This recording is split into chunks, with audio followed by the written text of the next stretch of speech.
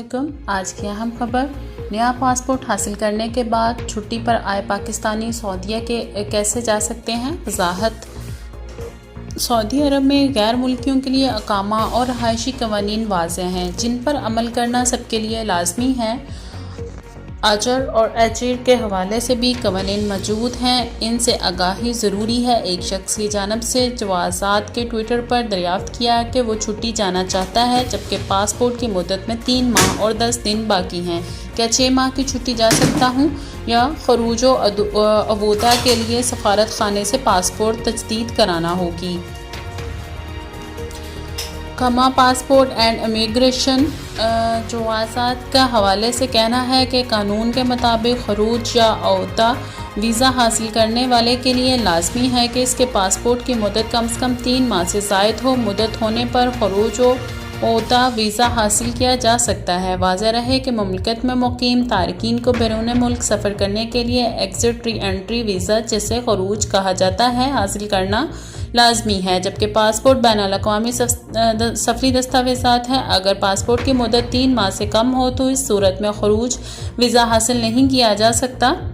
یاد رہے، ایسے تارکین جو بیرون مملکت چھٹی پر وطن ایسے میں ان کے پاسپورٹ کی مدت ختم ہو جاتی ہے، انہیں چاہیے کہ وہ واپسی سے قبل ملک سے ہی نیا پاسپورٹ بنوائیں اور واپسی کے موقع پر نیا پاسپورٹ پرانے کے ساتھ منسلک کریں تاکہ واپسی پر امیگریشن کے وقت نئے پاسپورٹ کی انٹری ممکن ہو سکے۔ ایک اور شخص نے چھٹی کے دوران پاسپورٹ ایکسپائر ہونے پر اپنے ملک سے نیا پاسپورٹ حاصل کیا۔ اب دریافت یہ کرنا چاہتے ہیں کہ نئے پاسپورٹ پر مملکت آنے کے لیے کیا طریقہ ہوگا۔ ٹویٹر اکاؤنٹ پر کہا گیا ہے کہ واپسی پر نئے اور پرانے پاسپورٹ کو ایک ساتھ رکھیں اور امیگریشن کاؤنٹر پیش کریں۔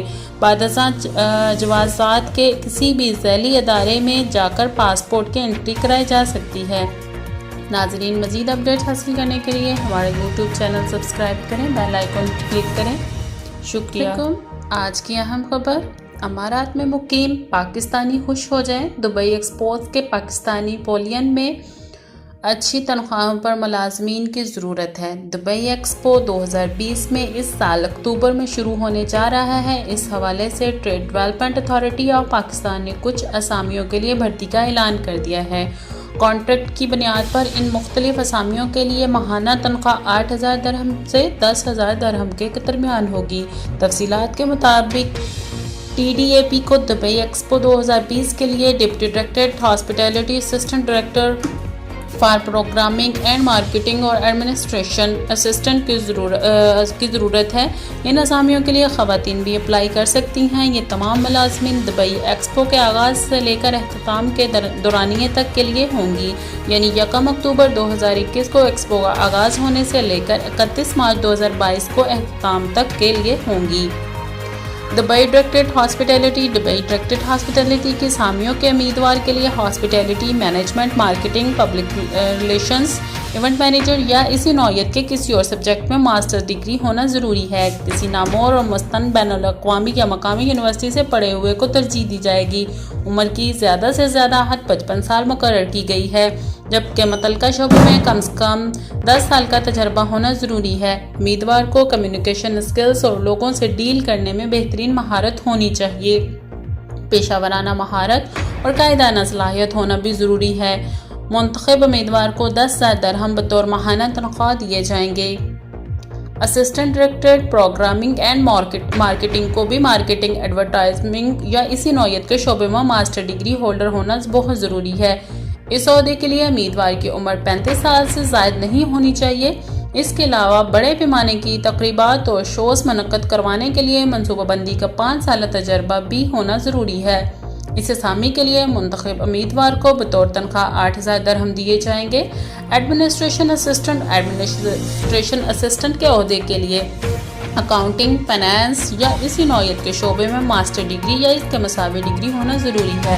امیدوار کے پاس انٹرنیشنل فائنینشیل رپورٹنگ سٹینڈرڈز سے متعلق بہترین معلومات ہونی بھی ضروری ہے۔ پبلک یا پرائیویٹ سیکٹر میں کم از کم 5 سال کا تجربہ ہو۔ فائنانس ڈپارٹمنٹ میں فکسڈ اسٹیٹس اور انوینٹری پوزیشن سے متعلق علم بھی ہونا ضروری ہے۔ بینکوں سے متعلقہ معاملات حاصل کرنے، ساتھ ہی ملازمین کے ساتھ خوشگوار تعلقات قائم رکھنے کی بھی صلاحیت ہو۔